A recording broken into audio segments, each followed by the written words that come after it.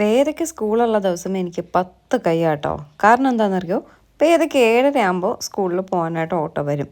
6 മണി കഴിഞ്ഞിട്ടാണ് 6:15 6:30 മണിയൊക്കെ ആയിട്ടാണ് ഞാൻ എഴുന്നേറ്റ് താഴേക്ക് വരുന്നത്. എന്നിട്ടൊരു ഓട്ടപ്പാച്ചിലാണ് വേദയെ വിടാനായിട്ട് കേട്ടോ. പക്ഷേ 7:30 ആകുമ്പോൾ ഞാനെല്ലാം റെഡിയായി സെറ്റാക്കും. എന്നിട്ട് സാധാരണഗതിയിൽ കിച്ചണിലെ പണികളും കാര്യങ്ങളൊക്കെ ചെയ്ത് ഒരു 12 1 മണിയാകുമ്പോൾ ഞാൻ ഫ്രീ ആവാറായിരുന്നു പതിവ്. പക്ഷേ ഇപ്പോൾ 2-3 ദിവസങ്ങളായിട്ട് നമ്മുടെ വസ്ത്രയുടെ ഓർഡേഴ്സും കാര്യങ്ങളൊക്കെ ആയിട്ട് ഞാൻ ഭയങ്കര തിരക്കിലാട്ടോ. സത്യം പറഞ്ഞാൽ എനിക്ക് ഒരു ദിവസം തികയുന്നില്ല, അത്രയേറെ തിരക്ക്. അഹങ്കാരം പറയുന്നതല്ല, സത്യമായിട്ടുള്ള കാര്യമാണ്. വീട്ടിലെ ജോലി, വസ്ത്രയുടെ പിറകെ, യൂട്യൂബ് ചാനൽ നോക്കണം, എല്ലാം കൂടെ ആയപ്പോൾ സത്യം പറഞ്ഞാൽ എനിക്ക് ഉറക്കം പോലും നേരെ കിട്ടിയിട്ട് ദിവസങ്ങളാകുന്നു. അങ്ങനെ കുറേ ഓർഡേഴ്സും കാര്യങ്ങളും ഉണ്ടായിരുന്നു. അതെല്ലാം കൊറിയർ ചെയ്ത ശേഷം അടുത്ത് മീൻ വേട്ടയ്ക്ക് ഇറങ്ങിയിട്ടുണ്ട്. പല പല സ്ഥലങ്ങളായിട്ട്. ഈ ഏട്ടനുണ്ടെങ്കിൽ ഇതാണ് പ്രശ്നം.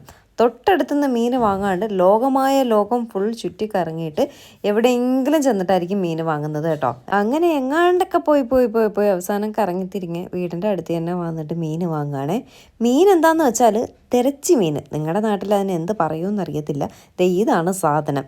അതിനെ കട്ട് ചെയ്ത് ക്ലീൻ ചെയ്തൊക്കെ തരാൻ പറഞ്ഞു. അങ്ങനെ ചേച്ചി കട്ട് ചെയ്തൊക്കെ തരുകയാണ്. അപ്പോൾ എന്നോട് പറയുകയാണ് ഞങ്ങളാരും തോട് പൊളിക്കത്തില്ല എന്നൊക്കെ പറയുന്നുണ്ട്. പക്ഷെ ഞാൻ പറഞ്ഞു ഞങ്ങൾക്ക് തോട് പൊളിക്കാണ്ട് കഴിച്ചാൽ എന്തോ പോലെയാണ്, അതുകൊണ്ട് തോടെല്ലാം പൊളിച്ച് തരാൻ പറഞ്ഞു. വീട്ടിൽ വന്ന് തിരച്ച് വയ്ക്കുന്ന പിറകെ ആയ കേട്ടോ. തിരച്ച് വറുത്തരച്ച് വയ്ക്കാമെന്ന് എഴുതി ഒരു പാൻ അടുപ്പത്ത് വെച്ചു. കുറച്ച് തേങ്ങ ഇട്ടു, അതിലേക്ക് കൊച്ചുള്ളി കറിവേപ്പില എല്ലാം ഇട്ടു. ശേഷം അതൊന്ന് മൂത്ത് വന്നിട്ട് കുറച്ച് മുളക് പൊടി, മല്ലിപ്പൊടി, മഞ്ഞൾപ്പൊടി, കുരുമുളക്, കുറച്ച് ഉലുവാപ്പൊടി, കുറച്ച് പുളിയും കൂടി ഇട്ട് വീണ്ടും ഒന്നുകൂടെ നന്നായിട്ട് മസാലകളെല്ലാം മൂക്കുന്നവരെ മൂപ്പിച്ചെടുത്തു. എന്നിട്ടത് തണുക്കാനായിട്ട് മാറ്റി വെച്ചു. എന്നിട്ട് വീണ്ടും പാൻ അടുപ്പത്ത് വെച്ചിട്ട് കുറച്ച് വെളിച്ചെണ്ണ ഒഴിച്ചു, കടുക് പൊട്ടിച്ചു, വറ്റൽമുളക് ഇട്ടു, കറിവേപ്പില ഇട്ടു.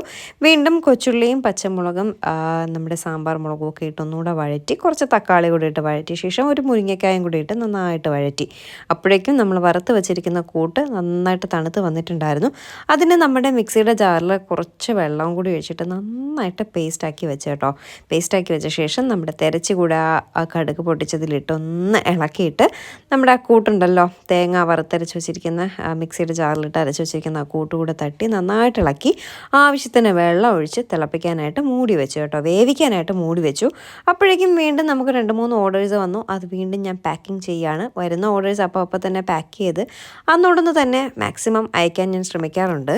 അങ്ങനെ ഒരു 3-4 എണ്ണം പാക്കിംഗ് എല്ലാം കഴിഞ്ഞപ്പോഴേക്കും നമ്മുടെ മീൻ നന്നായിട്ട് തിളച്ച് കുറുകി വെന്ത് വന്നിട്ടുണ്ട് കേട്ടോ. അപ്പോൾ ഉപ്പും പുളിയും മറ്റുള്ളതെല്ലാം ഉണ്ടോയെന്നൊന്ന് ചെക്ക് ചെയ്യണ്ടേ. അങ്ങനെ ഒന്നുകൂടെ ഇളക്കിയ ശേഷം ഞാൻ ഉപ്പും പുളിയും എരിവും ഒക്കെ ഉണ്ടോയെന്ന് നോക്കിയപ്പോഴേക്കും നല്ല ടേസ്റ്റ് ഉണ്ട് കേട്ടോ. ഞാൻ കള്ളിക്കാടമ്മയോട് വിളിച്ച് ചോദിച്ചിട്ട് വെച്ചതാണ്. എന്തായാലും തിരച്ച് അടിപൊളിയായിട്ടുണ്ട്.